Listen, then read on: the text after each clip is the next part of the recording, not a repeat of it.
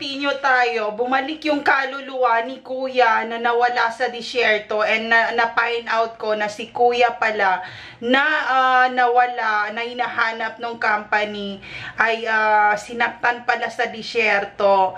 And dahil nga doon ako sa casino galing, yung boss ng casino, hindi ko isa shoutout na taga Pampanga, sinabi niya sa akin na alam niya kasi yung mga bata na may third eye, sinabi niya na yung brotherhood raw nila sa casino, kung kaya ko raw kapaan or pakiramdaman raw, doon raw ako mapupunta, and tingnan raw nila kung kaya raw nila i-beat yung may mga third eye. So yun yung sinabi nung boss.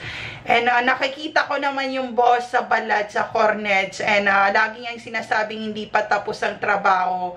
So ayun, yung mga porn na yun na video, hindi ako nasarapan or hindi ako nasiyahan or walang feelings talaga. So, getting to know each other, sobrang tagal nung getting to know each other. Lagi kami nag-aaway araw-araw. And na-find out ko na meron na pala siyang naging kalibin sa Pilipinas at meron na silang mga anak. And harasser yung babae kasi kahit doon sa Jeddah, sinusundan nila kami. And pag nandun yung asawa ko, biglang hindi nila ako kakausapin. Pero pag wala doon yung asawa ko, kinukomprant nila ako, and nananahimik lang ako sa isang tabi.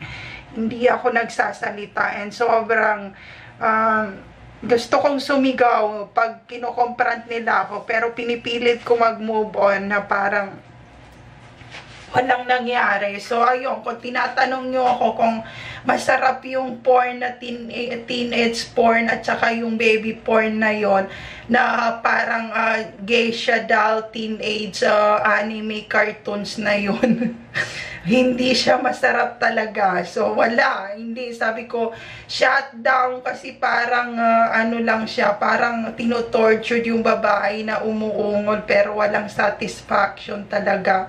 So, sinabi niya na live video raw yung nakinuhanan, and habang pagkatapos raw kinuhanan yun, pinatay raw yung porn star doon sa CD na yon.